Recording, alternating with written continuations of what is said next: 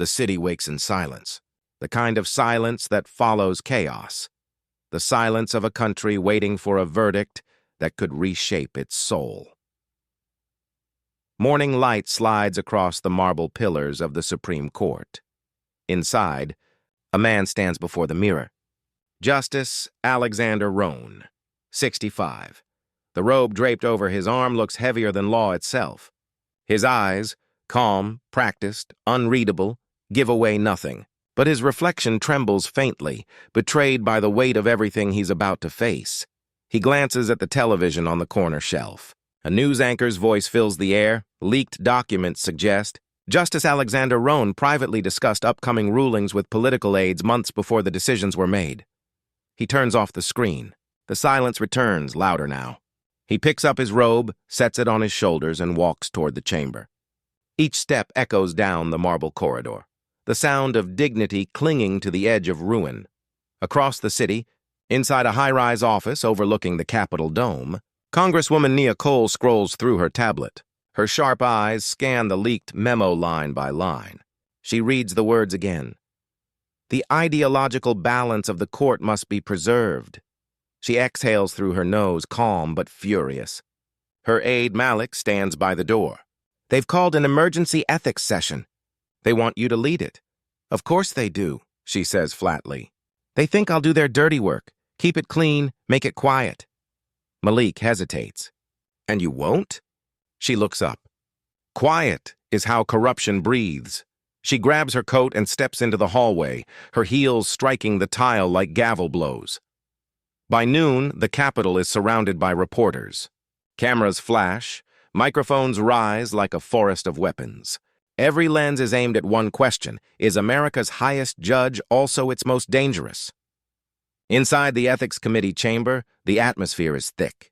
Senators whisper. Advisors adjust papers. The nation watches live. Justice Roan sits at the witness table, posture straight, expression carved in stone. Nia Cole enters last. The room stills as she takes her seat opposite him. For a brief second, their eyes meet. Fire against ice. The chairman clears his throat.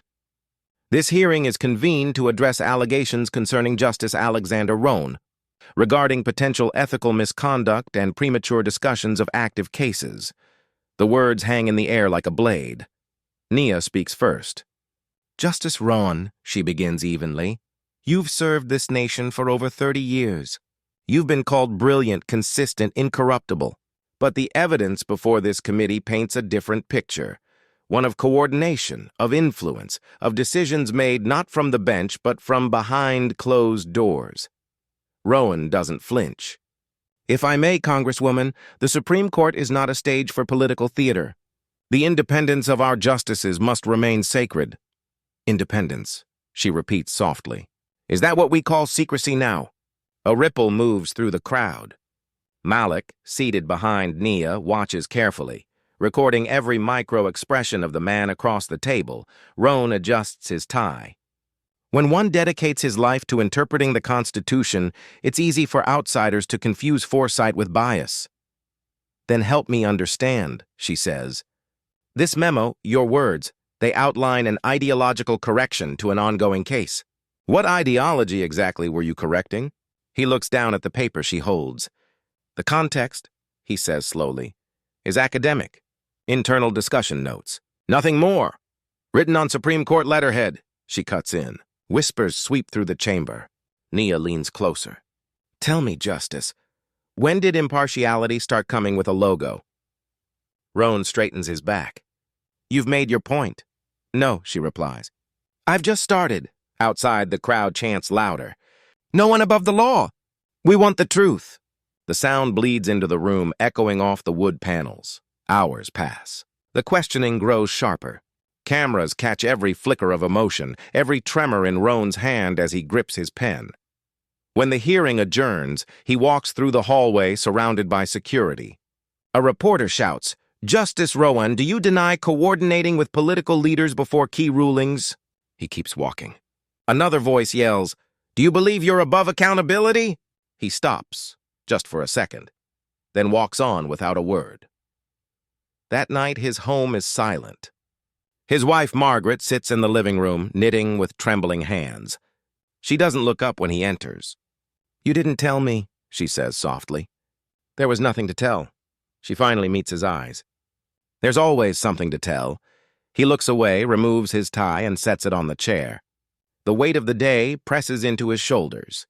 Meanwhile, across town, Nia reviews transcripts of Roan's old cases, rulings that shaped national policy, altered generations. Malik reads over her shoulder. "You think he's guilty?" he asks. She doesn't answer right away. "Guilt isn't the problem," she finally says. "It's comfort. He's been untouchable so long he's forgotten what truth feels like." Outside her window, the city glows with restless energy.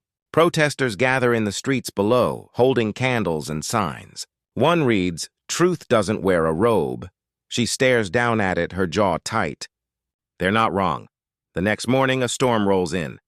The rain slaps against the courthouse steps. Inside, Roan meets privately with Chief Justice Latham, his oldest friend and rival. "You've been reckless," Latham says quietly. "This could damage the entire court." Roan's tone is calm. "You think this committee can judge me? They're politicians. They breathe manipulation." Latham leans forward. "And what are we, Alex? Philosophers? We're politicians in robes. You just forgot to hide it." For the first time, Roan looks shaken. Latham stands. "You either survive this with humility or you burn the institution down with you. Choose wisely." Roan doesn't respond. His silence says everything. By evening, the nation is divided. Some defend the judge as a victim of political overreach. Others call for his resignation. Talk shows, headlines, social feeds. Every voice has picked a side. In a quiet diner near the river, Nia meets a journalist named Erica Sloan. Erica slides a folder across the table. Inside, pages of internal emails, messages linking Roan's office to a private donor network. Nia's eyes narrow. "Where did you get this?" "Anonymous source," Erica says. "But it's real. And it's explosive." Nia exhales. "If I bring this forward, they'll call it a witch hunt." "Then make sure your fire's clean," Erica replies. Nia leaves the diner, rain soaking her blazer. She doesn't run. She just walks through the downpour like someone who knows the storm's been waiting for her all along. In his study, Roan sits by the fireplace, scrolling through messages from colleagues, allies and enemies alike. Some urge him to fight. Others beg him to step down quietly. He closes his laptop, stands, and walks toward the window. Outside, lightning flashes across the Capitol dome. He whispers to himself, "They think justice belongs to them." The fire crackles behind him, but it was mine long before they understood its price. The next morning, both sides prepare for the second hearing. The battle lines are drawn. The courtroom lights will burn hotter, the questions sharper, and the truth, however fragile, will start to tear through the marble walls of power. Rain clouds still hover above Washington, but the storm inside the Capitol is louder. Reporters swarm the steps as the second hearing begins. Cameras flash, umbrellas collide, voices shout questions that drown in thunder. Inside, the committee room feels smaller than before. The tension presses against the walls. Justice Roan takes his seat again, the faint tremor in his hand betraying what his face won't show. Congresswoman Nia Cole adjusts her notes, calm, deliberate, ready to carve through every layer of pretense he has left. The chairman opens the session, but the room is already his and hers. Two forces staring across a line of microphones, each certain they are protecting justice, each terrified of what that word has come to mean. Nia leans forward. "Justice Roan, we've reviewed your communications with a number of political consultants over the last 5 years. Some of these exchanges reference ongoing cases. Would you like to clarify?" Roan's jaw tightens. "Clarify what? That I speak with citizens? With leaders elected to represent them?" "These weren't citizens," she replies. "They were donors. They had investments tied to your decisions." The crowd stirs. Roan's lawyer whispers something, but he raises a hand to silence him. "You think justice can be bought?" he says. "You've spent your entire career trading votes for headlines. Nia's eyes flash. I trade silence for truth, Justice. You should try it sometime.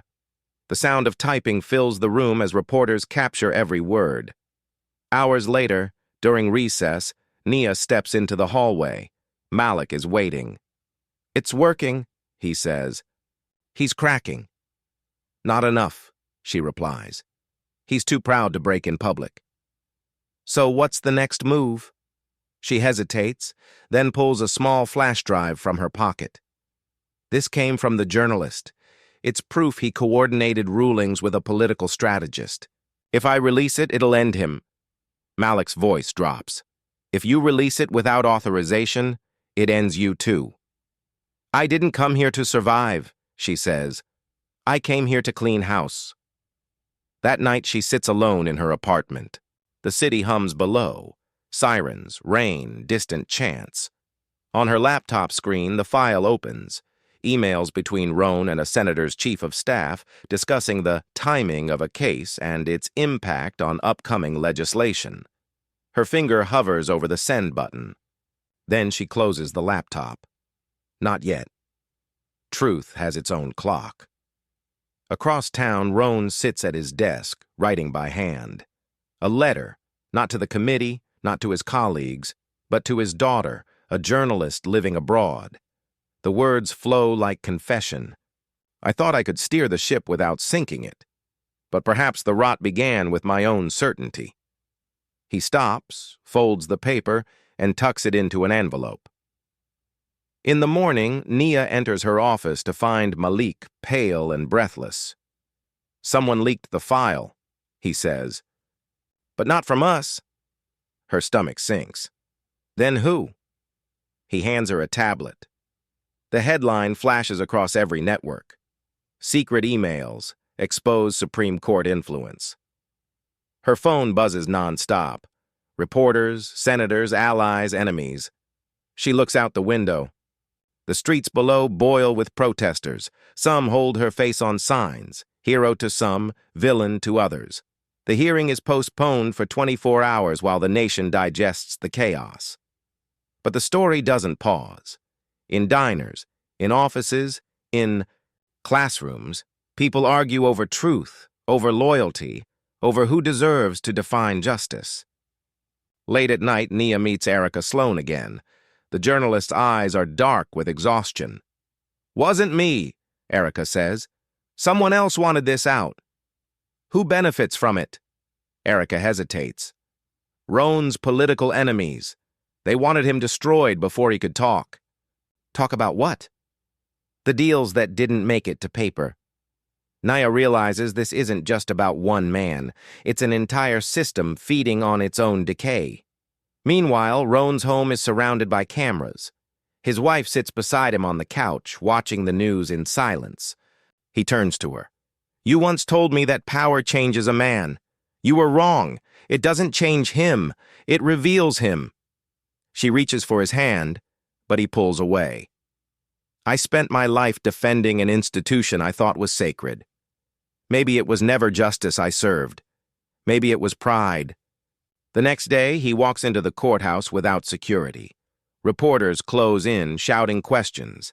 He ignores them, climbing the steps alone. Inside, the Chief Justice waits. Alex, Latham says, this is bigger than ethics now. The Senate is talking impeachment. Roan nods slowly. Then let them talk. Don't be stubborn. Resign quietly. Protect what's left of the court. And admit guilt? Admit humanity, Latham says. Roan looks at him, tired but unbroken. You want me to kneel, but the law doesn't bend, not even for its own. Then it breaks, Latham answers softly. That evening, a storm of news alerts flashes across every screen. Anonymous sources confirm that Roan plans to address the nation live. The country freezes. Every channel switches to the same broadcast. The camera focuses on him at his desk. No robe, no flags, just a man in a plain suit. He begins. For decades, I've served under the belief that justice could stand above politics. I see now that justice cannot stand anywhere we refuse to build ground beneath it. My words, taken out of context, have cast doubt on this court. For that, I accept responsibility. But I will not confess to crimes I did not commit. The feed cuts to Nia watching from her office. Her eyes narrow. He's not resigning. Roan continues, voice steady. I have seen how power corrodes truth, how ideology dresses itself as morality. And yet, I do not regret serving. I regret forgetting who I served. The broadcast ends. The room around him is silent. He exhales, almost in relief. Outside, the world explodes. Some call it arrogance. Others call it courage. The divide grows deeper. That night, in the dim light of the committee room, Nia stands before the empty chair where Roan sat. Malik enters quietly. They want you to end the hearings. The leak already did the damage. She shakes her head. No. Ending it means letting the rot settle. Then what do you want? I want the truth to testify, she says. The next morning, she summons witnesses, Roan's aides, former clerks, donors. The hearing resumes, and for the first time, cracks appear in the fortress around him. One aide admits to sending case summaries to political allies. Another describes pressure from unofficial channels. Roan sits still, his expression hollow. Every revelation cuts deeper. He's no longer defending himself. He's defending the idea of what he once believed the court was. When the session ends, he walks out alone. No cameras, no applause, no shouts, just the slow sound of rain returning to the city. He stops beneath the great stone columns of the courthouse and looks up at the sky. Once, he thought those pillars stood for eternity. Now he sees the cracks. Dawn creeps across the city, pale and quiet. The air feels heavy, like the world is holding its breath.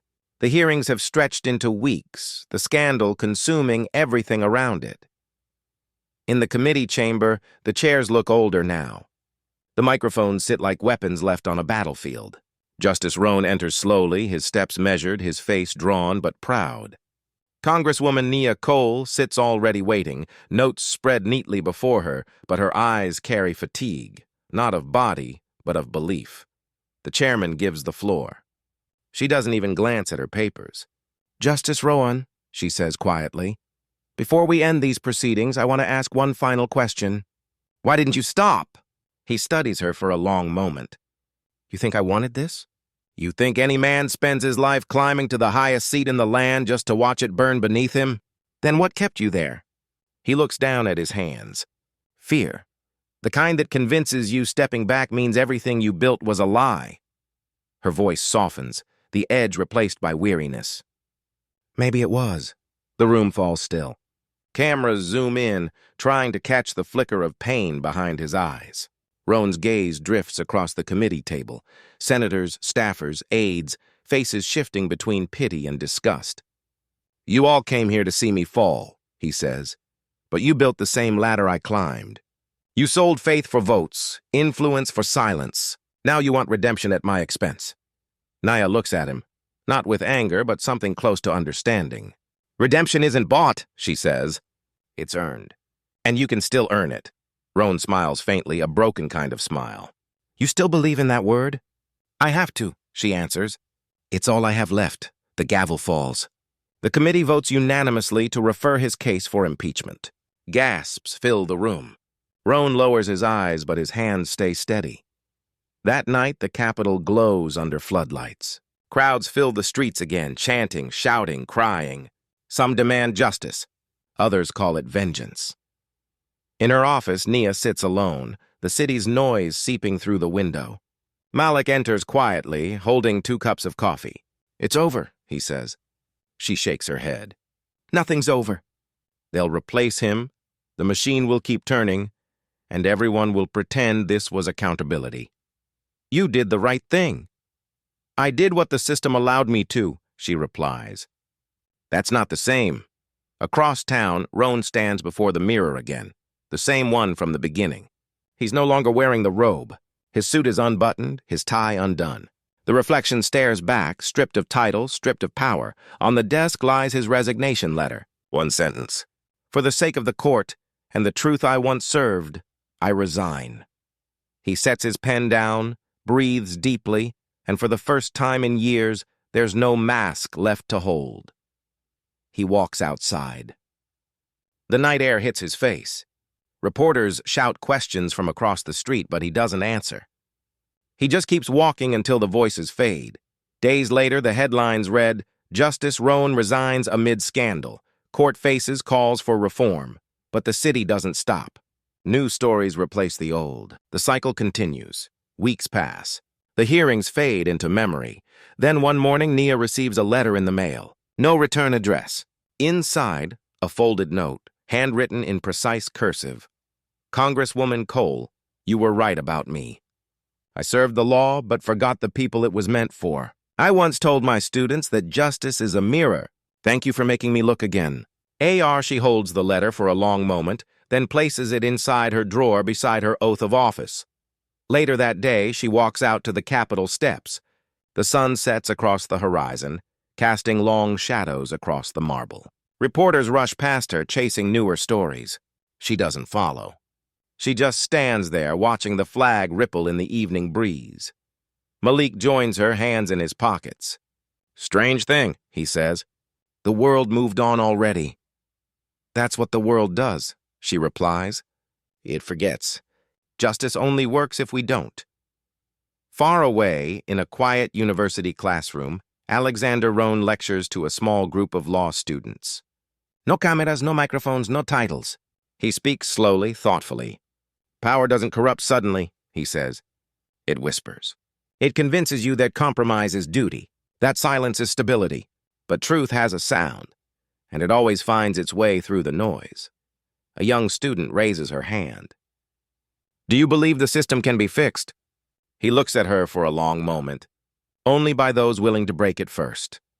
He ends the lecture, gathers his papers, and walks out into the fading light. Back in D.C., Nia steps into her car. She looks once more at the Capitol dome in her rearview mirror. The same dome that had once inspired her, angered her, tested her. This time, it just looks human. Flawed, fragile, but still standing. She whispers to herself, Justice isn't a place, it's a choice. The car disappears into the city traffic as dusk settles over Washington. And for the first time in a long time, the silence feels honest.